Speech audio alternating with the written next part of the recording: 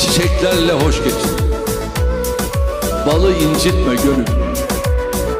Bir buçuk, bir küçük meyve için dalı incitme gönül.